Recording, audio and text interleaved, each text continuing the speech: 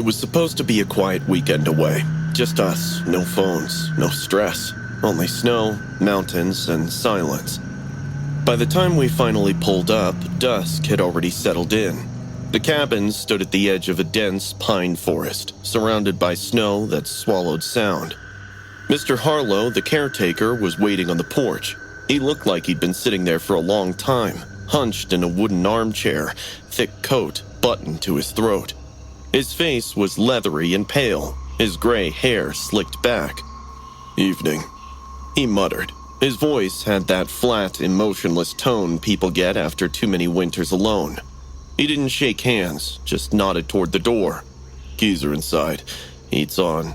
Pipes can be fussy, but you'll manage." Then he motioned for Mark to follow him inside to show how the heater worked. I lingered on the porch, breathing in the cold air and staring out at the tree line. As I was soaking in the view, I saw this young boy, maybe 10 years old, standing about 50 feet away in the snow. He wasn't moving, just standing there, staring directly at the cabin, at me.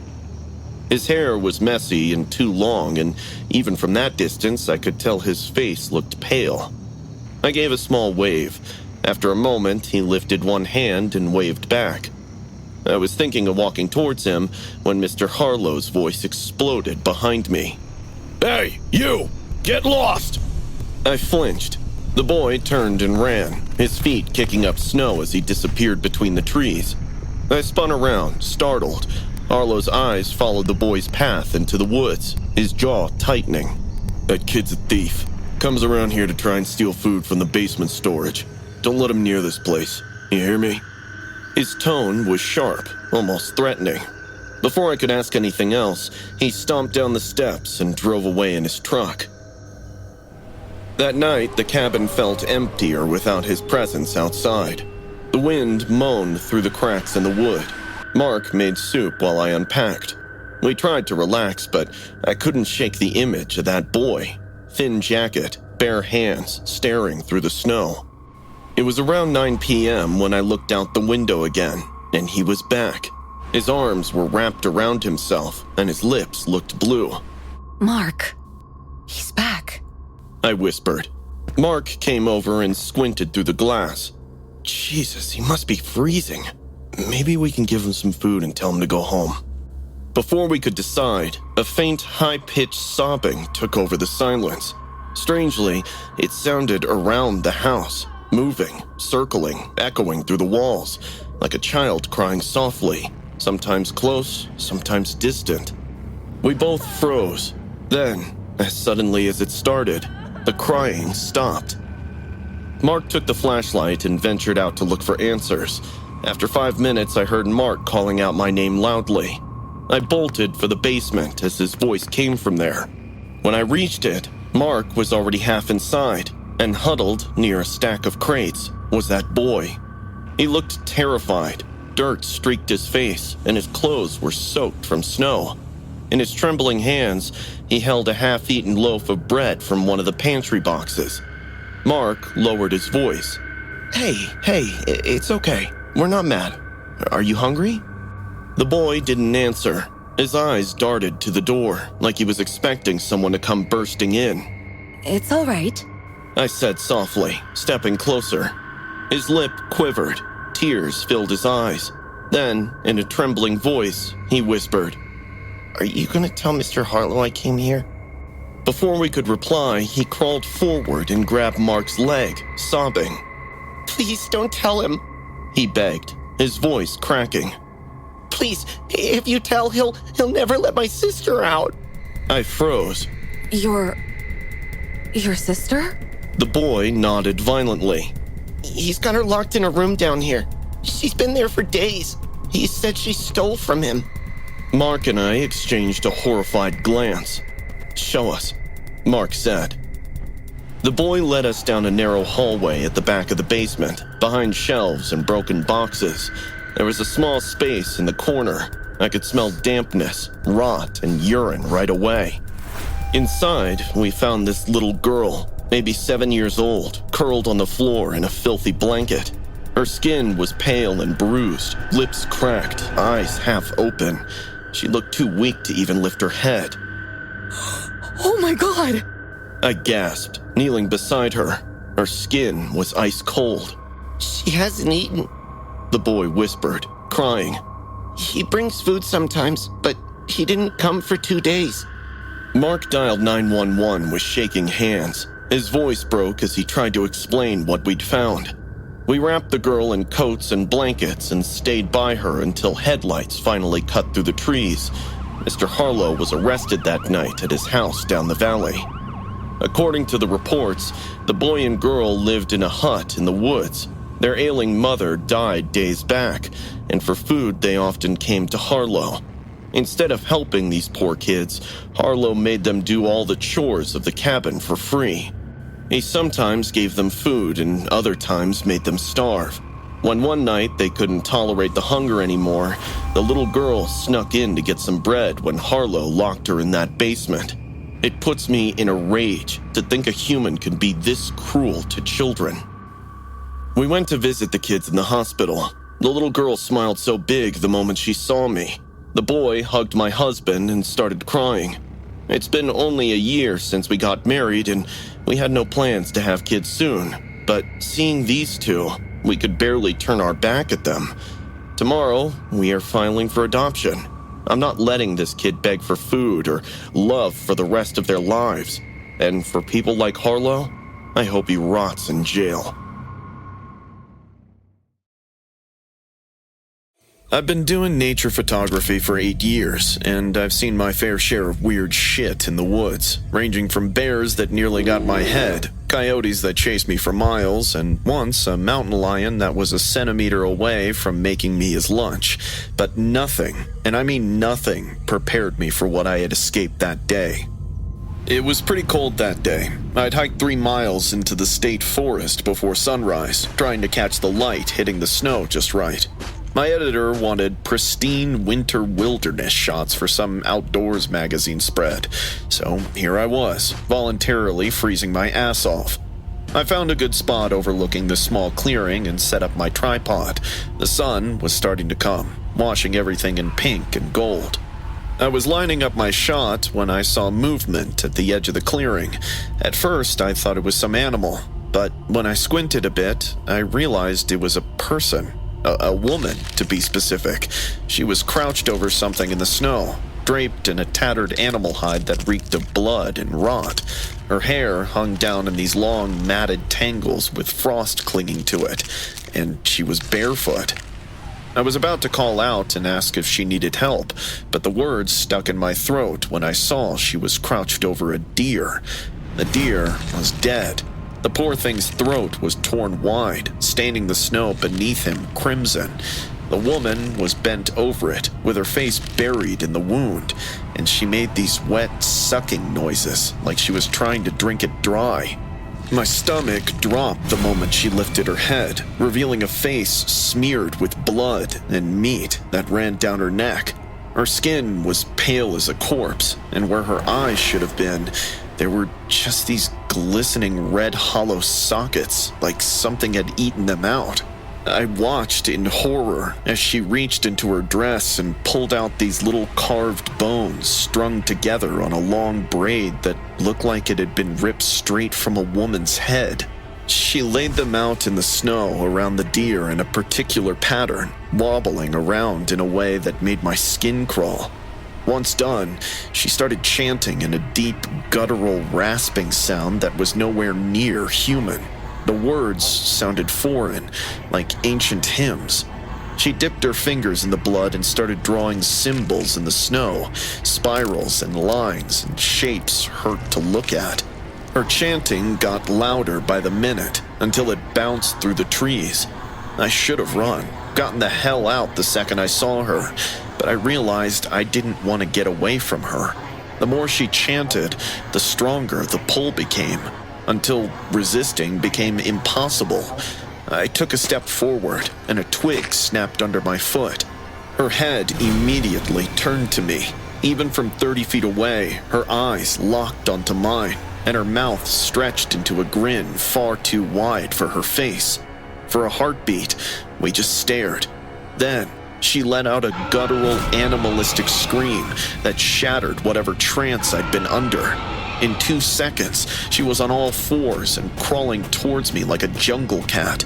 I blinked, grabbed my camera, and bolted, crashing through the trees as fast as I could. Behind me, I could hear her scrambling and the sickening scrape of hands and feet on snow. Every time I risked a glance back, she was closer, moving through the snow faster than any human should be able to move. Branches whipped my face as I tore through the trees. Still, I ran blindly. Suddenly, I tripped over a hidden root and went rolling through the snow. The camera flew out of my palms, but it was the last thing on my mind. She was leaping from branch to branch now, swinging like some insane animal, landing with a sickening thud right where I had been seconds before. I kept rolling down the slope. Snow filled my mouth and eyes. My lungs burned from the cold. My head spun so bad I thought I'd never breathe again. Then, somehow, the momentum threw me onto the main trail, right as 2 hikers appeared. They were a couple, bundled in coats, walking sticks in hand. When they saw me, their eyes widened in concern. Oh my god! Are you okay? The woman asked, helping me to my feet. I spun around and pointed at the woods behind me. She was... Blood was running down my face from where the branches had cut me, and I was shaking like a dried leaf. Oh, we should call someone. The woman said, pulling out her phone. I looked back at the woods again and immediately saw a pale silhouette standing motionless between 2 pine trees, maybe 50 yards in. She was watching me with that grin still stretched across her blood-stained face. Then she turned and disappeared into the shadows. I told the hikers that I'm fine. I didn't want to make it a big deal because I was unsure of my mind. I left my camera, my tripod, my gear bag, basically everything. I walked straight to my car and drove home. I thought that was the end of it, but 2 days ago I saw a strange case in the news. The discovery of a college student's body occurred in the same area where I met the hikers down the slope. The cop had said he was on a solo camping trip. He had many bruises and disturbing biting marks on his legs and arms. It seemed like some wild animal killing, but strangely, the teeth marks on his body came out human in the autopsy report. The police suggested that a deranged person has taken shelter in those woods. Maybe that person even has taste for human meat, because authorities are clueless that what kind of a person bites off the tongue of a 19-year-old. I thought of calling the cops and sharing what I saw that day, but I'm afraid they won't believe me and will start suspecting me. What should I do? I'm a graphic designer living in Brooklyn now, but I grew up upstate near the Catskills. My dad still lives there, and I try to visit him at least once a month. The night it happened, I'd been driving back from one of those visits when my engine died on a back road I'd taken to avoid highway traffic. To make things worse, a blizzard was coming down so hard I could barely see 10 feet ahead of me. I sat there for 20 minutes, trying to get my phone's signal back as snow piled up on the windshield and the cold seeped in. The heat was gone, and my hands were going numb when I spotted this faint yellow light through the trees. I grabbed my phone for a flashlight and stepped into the storm. The wind nearly knocked me over, but I stumbled toward the light, praying it was someone who could help. Up close, I saw this old 3-story building with the huge signboard, Mercy Hills Care Facility. I knocked a little too loud on the front door. After what felt like forever, it creaked open, and a woman with dark hair peered out. Hi, I'm Lana. My car broke down. Can I use your phone? She looked me over slowly, then opened the door wider. Of course. Come in. I'm Sophia, the night supervisor. The inside was warm, but smelled like a hospital.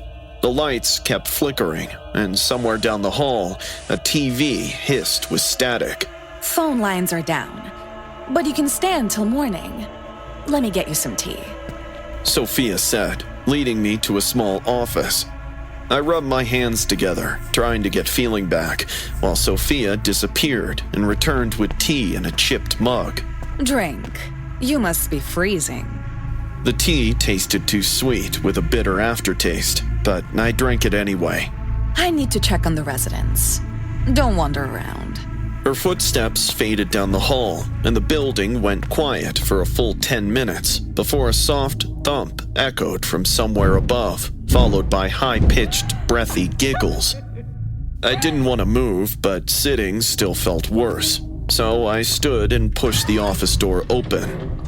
Outside, the hallway was narrow and dim. The walls were damp, lined with numbered doors and barred windows.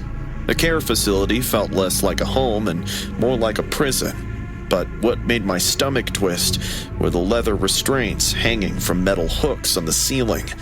The giggling started again and felt closer this time. I shrieked as an old woman jogged past in a bathrobe, barefoot.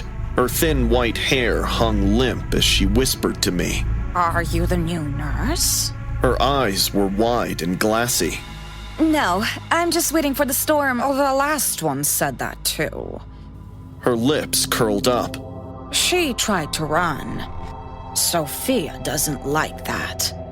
My stomach dropped. What? What do you mean? But the woman's smile just widened, and she turned around and started dancing in that empty hallway. I could sense something very weird about that place. I decided to leave. I started walking faster, looking for another exit. I could hear the soft crying, whispers, and the slow drag of fingernails on wood from behind the closed doors. One door was cracked open. I looked inside and wished I hadn't. The bed was covered in dark stains. A tray nearby had restraints, leather straps, and electroshock equipment along with other laboratory instruments. Curious little thing, aren't you? Sophia's voice came from directly behind me. I should go. The storm's Getting worse. And you drank the tea. She smiled. You'll be too drowsy to leave soon. I spun around and tried to get away, but she grabbed my arm with impossible strength. You are one of us now.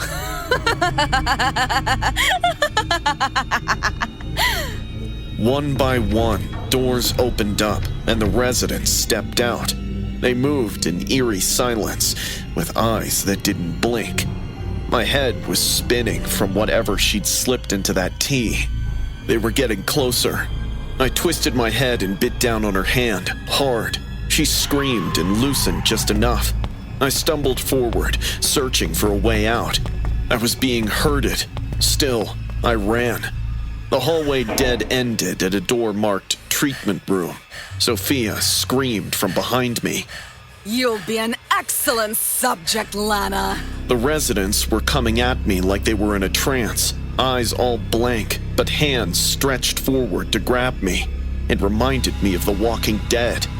That's when I saw the narrow side window, half hidden by a filing cabinet. Surprisingly, it was barless. I grabbed a fire extinguisher mounted on the wall and swung. The glass exploded. Get her! Sophia screamed. I threw myself, feeling glass tear into my skin. I hit the snow hard and forced myself up. I ran into the white void of the blizzard. The freezing air shocked some clarity back into my drugged system. I crashed through snowdrifts, tumbling over. Behind me, I could hear their giggles echoing. I remember headlights and the crunch of tires on ice before everything went black. I was found on the snowy sidewalk by the cops. I woke up at the hospital and told them about Mercy Hills and Sophia, but hearing my words, the cops looked at each other with confusion, like they were having a difficult time believing me. I was eventually told that the whole place and its residents had burned to the ground a year back. It was an electrical fire, and amongst the ashes was Dr. Sophia Hale, a neuroscientist who lost her license 20 years ago after conducting unauthorized brain mapping on her patients. She was also a patient there, along with others who thought of her as the night supervisor. It's difficult to believe I saw ghosts of dead people, but I can't brush off the memory of that night. The weird thing was that the cops told me the window that I broke to escape from never existed. All the windows of the building are barred, and the only way out is the main road from which I entered. So, what exactly happened with me that night?